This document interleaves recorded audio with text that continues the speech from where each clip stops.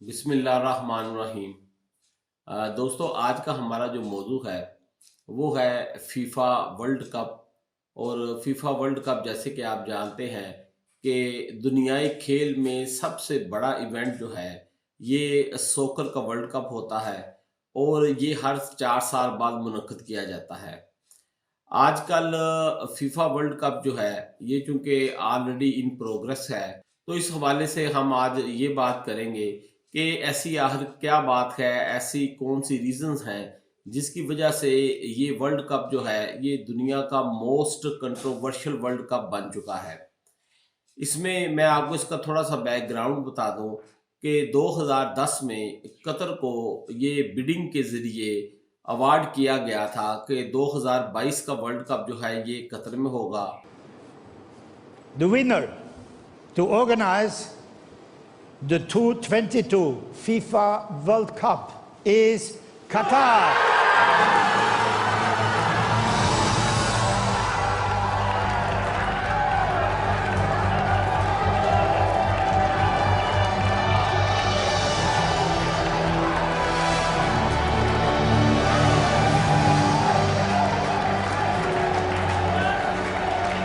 और जब ये अवार्ड किया गया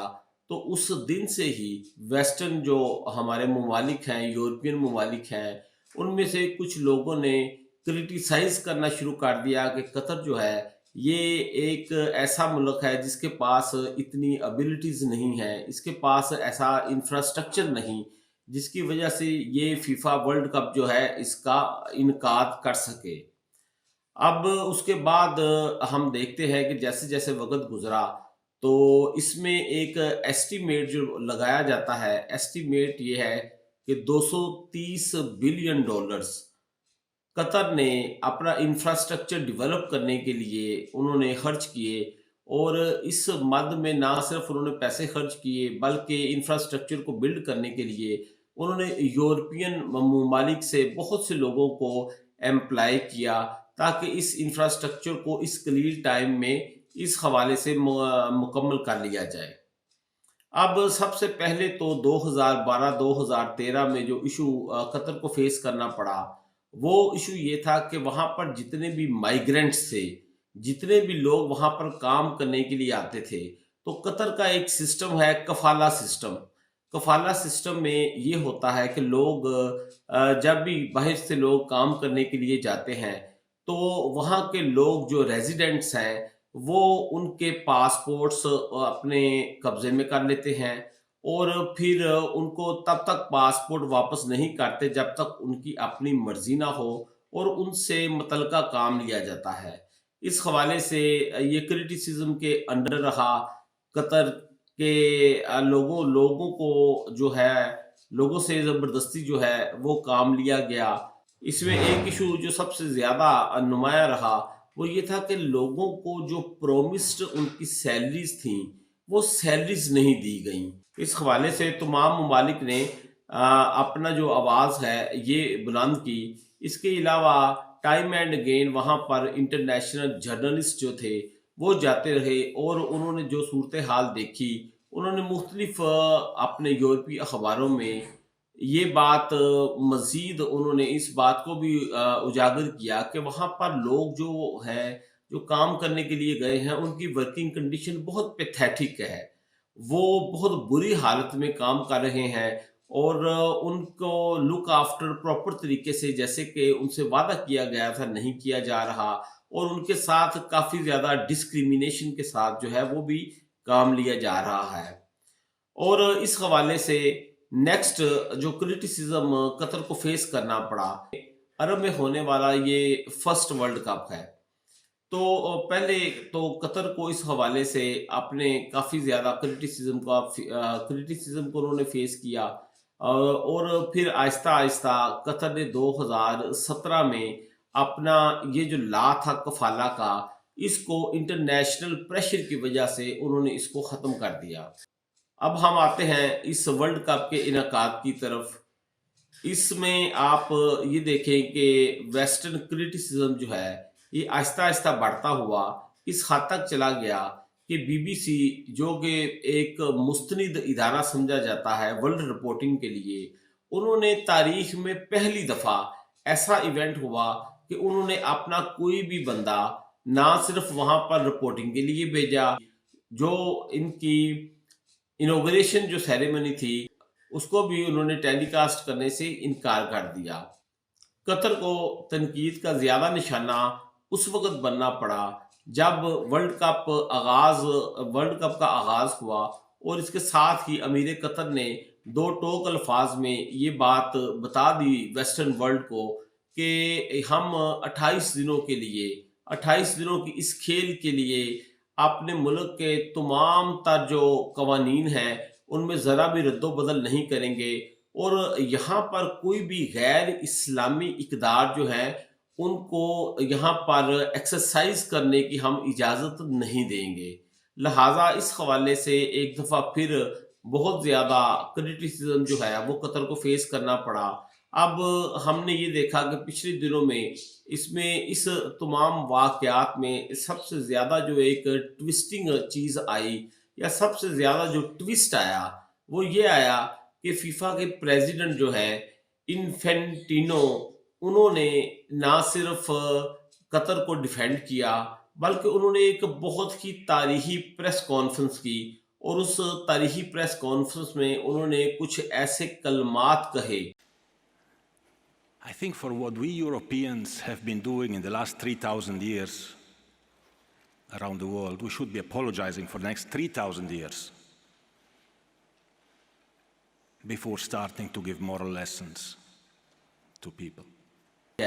اب میں آپ دوستوں کو ایک اور چیز بتا دوں کہ آج تک جس چیز کی انفارمیشن ہمیں نہیں، وہ یہ ہے کہ آج تک جتنے بھی میگا ایونٹس ہوتے ہیں، میگا ایونٹس میں تمام بڑے انٹرپرینورز جو ہیں، تمام ملٹی نیشنل کمپنیز جو ہیں، یہ وہاں پر نہ صرف یہ کہ وہاں پر شراب کی دکانیں جو ہیں وہ سرے عام کھولی جاتی ہیں، بلکہ وہاں پر دنیا کی تمام غیر اخلاقی، غیر اسلامی، وہاں پر تمام اس طرح کی حرکات جو ہے وہ اس ایونٹ کی مد میں وہ اس جگہ کو، اس علاقے کو وہ اپنی ان تمام سرگرمیوں کا ہب بنا لیتے ہیں، just for the sake of profit making کے لیے۔ اب آپ دیکھیں کہ کھیل تو تقریباً 1 یا 2 گھنٹے کا ہے، لیکن باقی کے جو 22-23 گھنٹے ہیں، ان 22-23 گھنٹوں میں کیا ہو رہا ہے؟ ان 22-23 گھنٹوں میں وہاں پر نہ صرف یہ کہ کھلے عام ان کی کوشش یہ تھی کہ وہاں پر شراب کی بوتلیں جو ہیں وہ بیچی جائیں، اسٹیڈیم کے اندر بیچی جائیں، جو کہ قطر کی گورنمنٹ جو ہے انہوں نے سختی سے منع کر دیا ہے۔ اس حوالے سے انہوں نے ہر طرح کی جتنی بھی غیر اسلامی روایات ہیں ان کو بھی سختی سے منع کیا ہے۔ انہوں نے کہا ہے کہ ہم 28 دنوں کے لیے قطعاً کسی کو اجازت نہیں دیں گے کہ وہ ہمارے ملک میں کوئی ایسی ایکٹیویٹی کرے، کوئی ایسا ایکٹ کرے، ایسا عمل کرے جس سے ہمارے ملک کے قوانین اور ہماری اسلامی اقدار جو ہیں ان کے اوپر کوئی حرف آئے، یا ان کے یہ جو ہے افیکٹ ہوں۔ یہ وہ لوگ جو ہیومن رائٹس کے آج چیمپئنز بن رہے ہیں، یہ جو ویمنز کے رائٹس کی چیمپئنز بن رہے ہیں، ان لوگوں نے فرسٹ ورلڈ وار اور سیکنڈ ورلڈ وار، جو کہ 1914 سے لے کے 1919 تک فرسٹ ورلڈ وار رہی، اور 1939 سے لے کے 1945 تک جو ہے سیکنڈ ورلڈ وار رہی، ان دونوں جنگوں میں ایز مینی ایز آپ امیجن کریں کہ 15 کروڑ لوگ جو تھے وہ ہلاک ہوئے۔ اس کے علاوہ میں آپ کو ایک اور چیز ماضی کے حوالے سے بتا دوں کہ if you see on the annals of history,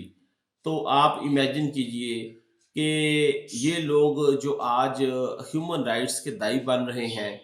ان لوگوں نے اپنی کتابوں میں یہ بات لکھی کہ ہم نے ہیومن رائٹس جو ہے یہ پہلی دفعہ انسانی اقدار کیا ہوتی ہیں اور انسانی اقدار کا دنیا میں کیا مقام ہے، یہ ہم نے صلاح الدین ایوبی سے صلیبی جنگوں کے درمیان سیکھا۔